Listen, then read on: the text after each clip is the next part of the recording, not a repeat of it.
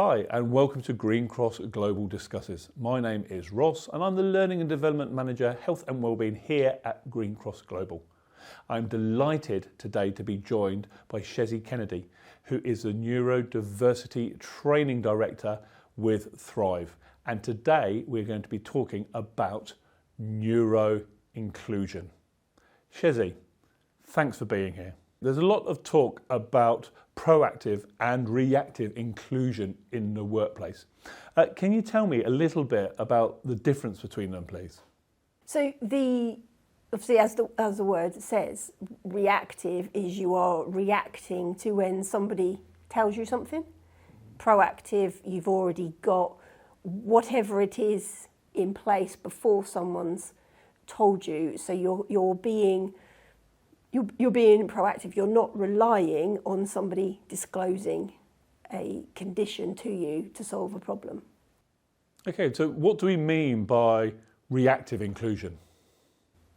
So reactive inclusion is things that are put in place once an individual has disclosed that they're struggling or that they need a particular support in place. And quite often when somebody finally comes forward and they will say, I need this accommodation, I need you to put something in place, that individual's already been struggling for a very long time, and maybe their mental health has started to struggle, maybe there's been relationship breakdowns, or maybe they've not been performing as well as they could have, and it's got them to a point where they thought, I've got no choice but now to ask for an accommodation.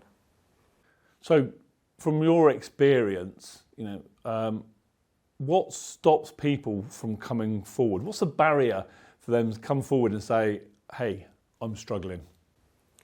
I think the biggest thing is stigma. There is no doubt about it that when you apply for a role, if you tick that box, I feel that I have a disability, or I do have a disability, or I'm going to need additional support, you're straight away, you are disadvantaged. There is still so much stigma around it, and there is still so much panic when an individual divulges that they need support. So you're making yourself really vulnerable, which is a shame, but that's the reality of it at the moment. So we're talking about stigma, but for neurodivergent individuals, aren't they protected when it comes to inclusion by the Equality at Work Act 2010? That's a really interesting question, because the way that the Equality Act is actually worded, it protects individuals who have a condition that is long-term, and it affects and has a real impact on their day-to-day life. Now, there is nowhere in the Equality Act that actually specifies neurodivergent individuals or their conditions. However, it would not be difficult for an individual to show that their neurodiverse condition does impact their everyday daily life. So in theory, there is no reason why a business shouldn't assume and be responsible under the Equality Act, because they will be held accountable. For example, if a dyslexic individual wants to take it to tribunal, which there is a massive increase at the moment in cases, because it is very easy to show how being dyslexic impacts on day-to-day life. It's not just about being able to read and write as is typically thought. Okay, thanks. So you talked about lots of cases and increased cases of grievances within the workplace. How about in court? So legal cases. Is there any examples where someone has legally won in court because they didn't feel that they actually were made to feel inclusive within the workplace? Yeah, there are several cases, and more are going through at the moment. And this certainly is a very interesting case of Sherborne against Empower, and this particular individual at the time of the tribunal didn't even have an official diagnosis, but with the inquiry in the tribunal, it was found that this individual did have a long-term condition that was impacting their day-to-day life, and reasonable adjustments weren't put in place to support that individual to do the role that they were employed to do. So we talk about reactive measures. So when someone is struggling, that we step in, the cogs start turning then to support them. But actually, really, where we need to be is this proactive, preventative measures. So can you give me some examples, Chez, please, of some proactive, preventative measures? Yeah. So proactive inclusion is stuff that's put in place already that will actually benefit every single person. So it's not necessarily targeted for one individual. So it could be things as simple as having a designated quiet area in an office environment or a noisy factory, just having a space that's quiet. If computers are used, having AI software to support with reading, writing, processing, having that available on every single laptop so an individual doesn't have to come forward and say, I need that accommodation. And even when we look at recruitment, sending out with your letter to invite someone to interview, a picture of the building, this is where you're coming to, this is where the parking is, these are the list of the people who are going to be on the interview panel. Doing things like that is proactive, you're doing it for everybody. And what you're then finding is you're supporting more than just a neurodivergent individual, you're supporting the stressed individual, the individual who is just not feeling it the same, maybe they're struggling with their emotions, maybe they've got a lot going on at home. By putting those things in place proactively, you're catching everybody. Having software, like dictation software on a laptop or a PC, if an employee has broken their arm and they can't type, suddenly they can type. That's being proactive. Yeah, and I can empathise with that. The fear of the unknown. So be able to see a picture of a building or pictures of people that are going to interview you can actually help with the stress and distress. And actually, putting those measures in place will help all, because actually at that interview, you've got the potential to actually be who you really are and thrive through that experience. Okay, so taking the legal side out of that, what are the benefits of proactive inclusion in the workplace? So the benefits of being proactive are huge. And one of the biggest problems that we often hear companies saying to us is, how can I support my staff if they won't declare that they need support? What can I do? And almost not taking ownership of that. But if you already put things in place that are supportive, you're already creating a safe environment, that individual is more likely to come forward sooner when they need accommodations, because they can see that as an employer, you understand them and you understand that some people need more support. So that's the first benefit straight away. But you've also got the fact that you're supporting an individual's mental health, you're having that culture of inclusion, so you're going to have better communication within your teams, therefore your retention's going to be higher, you're going to be able to naturally be able to attract and recruit neurodivergent talent without having to go out of your way to tweak things. Because if you're purposely hunting for a particular type of talent, well, then you're doing it wrong in the first place, because you want it to be a true culture of inclusion, not just a tick box of, well, we've done that. So there are examples of companies that proactively will recruit neurodivergent individuals for the traits, for the skills that person can particularly have. Quite possibly. And there's nothing wrong with that, and that should be supported and encouraged, absolutely. But it's really important that we are seeing individuals as individuals, and we're not using skill sets that a lot of neurodivergent individuals have. We're not using that as a way to profit from them, because that's not okay either. An example of that would be individuals who are autistic or have ADHD can often do something which is called the ability to hyper-focus.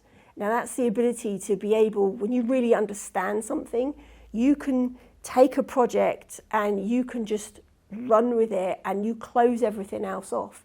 And I can do it myself. You can get several days worth of work done in one day because your mind is just so locked onto that, which is great. But what that is that's a trade of energy.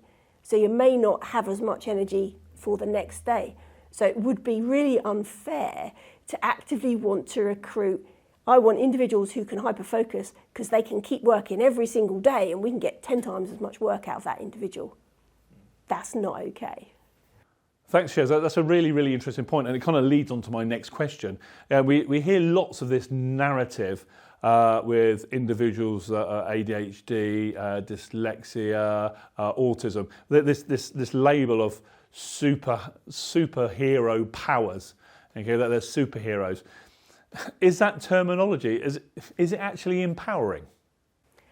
No, it's not empowering, and in a way, it's kind of individuals with neurodiverse conditions, neurodivergent individuals deserve to be employed to do roles which they are capable of doing. They've got the skill sets to do, they've got the strengths to do, based on their own merit, not on a superhero narrative. It shouldn't be we are a nice add-on to have within the workplace, kind of like, oh, we've got a token superhero, he sits at this desk and they're amazing because they do all of this. It should be about this individual is the best person for the job, we can support them in this way. However, we acknowledge the fact that when we get the environment right, this individual is able to come up with some amazing solutions. And that's very different to recognising somebody's strengths, talents and celebrating them, to taking advantage of them, or to only having them in that space because they serve a certain purpose. Okay, so we've talked a few times about the legal side, but what are the day-to-day consequences for the individual, for the team, for the business, if we don't get inclusion right? There can be loads of consequences, like we say, up to tribunal, which is expensive, it's time-consuming, but also from a human point and a productivity point of view, if you don't get that right, you're not going to retain staff, you're not going to have a company that is able to move forward, be innovative, and most importantly, you're going to have very poor mental health amongst your staff, it's not okay. Resentments can easily build up, particularly when staff members don't understand the nuances of some neurodivergent individuals. They can just assume that they are rude or not interested, and when actually it's just the case of that individual doesn't communicate in that way, so they don't realise that their own communication style is causing friction within a team. There may be members of the team who feel that maybe somebody isn't doing the role as they should because that's the way the role has always been done. But in fact, that particular, let's take networking, for example, and it's one that so many companies will measure against, whereas actually, is it really important to the role? And it's little things like that that can really build resentment and cause problems within teams. And then you get absenteeism or presenteeism, which is even worse.